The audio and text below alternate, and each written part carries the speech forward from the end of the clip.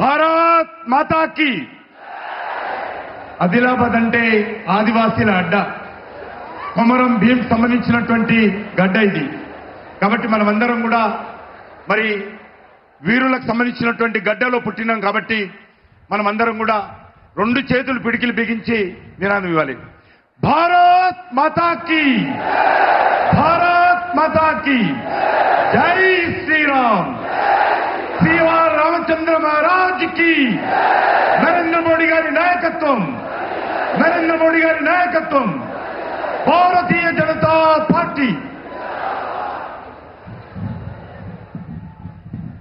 మన భారతదేశానికే కాదు యావత్ ప్రపంచానికి నాయకుడిగా ఈరోజు ప్రపంచ చిత్రపటంలో భారతదేశ గౌరవాన్ని మరి ఇనుమడింప చేస్తూ దేశంలో గత 10 సంవత్సరాలుగా దేశం యొక్క ముఖ చిత్రాన్ని ఒక నీతివంతమైనటువంటి ప్రభుత్వము, ఒక సమర్థవంతమైనటువంటి ప్రభుత్వము, ఒక సుస్థిరమైనటువంటి ప్రభుత్వము, అభివృద్ధి లక్ష్యంగా పనిచేస్తున్నటువంటి ప్రభుత్వాన్ని, పేద ప్రజల కోసం, బడుగు బలైన వర్గాల కోసం మరి పనిచేస్తున్నటువంటి ప్రభుత్వంగా పేరు తెచ్చుకొని ఈరోజు మూడోసారి రానున్నటువంటి పార్లమెంట్ ఎన్నికల్లో మరి ఈరోజు నరేంద్ర మోడీ గారు దేశ ప్రజల ఆశీస్సులు తీసుకోవడం కోసం రావడం జరిగింది. ముఖ్యంగా ఆదిలాబాద్ పార్లమెంట్ నియోజకవర్గానికి సంబంధించినటువంటి ప్రజలకు కూడా హృదయపూర్వకంగా ధన్యవాదాలు తెలియజేస్తా ఉన్నాను. గతంలో కూడా ఇక్కడ నుంచి పార్లమెంట్ సభ్యుడిని గెలిపించడం జరిగింది.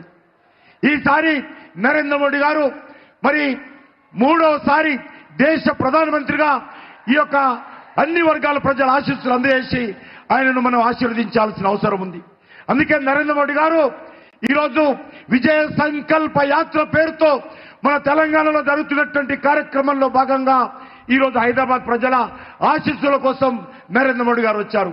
కాబట్టి మనందరం కూడా వారికి హృదయపూర్వకంగా స్వాగతం పలికి రానున్నటువంటి ఎన్నికల్లో భారతీయ జనతా పార్టీని మరి ఈ యొక్క తెలంగాణ రాష్ట్రం నుంచి 17కు 17 సీట్లు గెలిపించాల్సిందిగా నేను ఈ సందర్భంగా కోరుకుంటూ హైదరాబాద్ లో మరి ఉన్నటువంటి ఎంఐఎం సీటును కూడా ఓడించి ఈరోజు భారతీయ జనతా పార్టీ జెండా ఎంఐఎం సీట్లో కూడా గెలిపించాల్సినటువంటి అవసరం ఉందని మనం చేస్తున్నాను.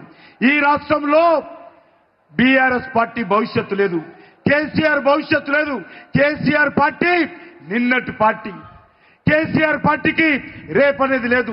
ఎందుకంటే 10 సంవత్సరాలుగా కేసీఆర్ కుటుంబ పాలన తెలంగాణ ప్రజల మీద వృద్ధి చేసినటువంటి నిర్వాకము, అవినీతి, అహంకార పూరితమైనటువంటి నియంత్రిత ప్రభుత్వం మనం చూశాము. అందుకే ప్రజలు కేసీఆర్ పార్టీని తిరస్కరించారు. ఇక ఉన్నటువంటి కాంగ్రెస్ పార్టీ ఏదైతే అనేక రకాల హామీలు ఇచ్చి అధికారంలోకి వచ్చిందో కాంగ్రెస్ పార్టీ ఈ హామీలు అమలు చేసే పరిస్థితి లేదు. ఏ రకంగా ఈ రాష్ట్రంలో రైతులకు మేలు చేస్తారో, నిధులు ఏ రకంగా సమకూర్చుకుంటారో, మీరు 6 గ్యారంటీలు ఏ రకంగా అమలు చేస్తారో కాంగ్రెస్ పార్టీ దగ్గర రోడ్ మ్యాప్ లేదు, ఒక కల్పన లేదు.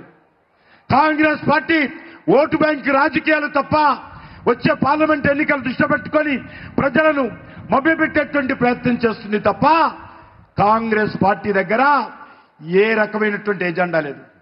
ఎన్నికలకు ముందు గ్యారంటీలు ఇచ్చారు.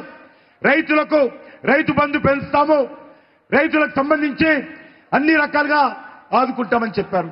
నిరుద్యోగ భృతి ఇస్తామని చెప్పారు. మహిళలకు 2500 రూపాయలు నెలకి ఇస్తామని చెప్పారు. కానీ మనం చేస్తున్నాను ఏది కూడా కాంగ్రెస్ పార్టీ చేయదు. ఈ తెలంగాణ బాగుపడాలంటే, తెలంగాణ మరింతగా ఒక భవ్యమైనటువంటి తెలంగాణగా నిర్మాణం జరగాలంటే వచ్చేటువంటి పార్లమెంట్ ఎన్నికల్లో నరేంద్ర మోడీ గారి నేతృత్వంలో అద్భుతమైనటువంటి మెజార్టీ తెలంగాణలో రావాలి. ఈ యొక్క ఆదిలాబాద్ పార్లమెంట్ లో కూడా అద్భుతమైనటువంటి మెజార్టీతో మన భారతీయ జనతా పార్టీ అభ్యర్థి గెలవాలి.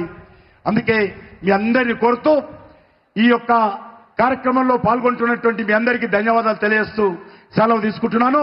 ఇప్పుడు మన ప్రియతమ ప్రధానమంత్రి నరేంద్ర మోడీ గారు మన ఉద్దేశించి ప్రసంగిస్తారు.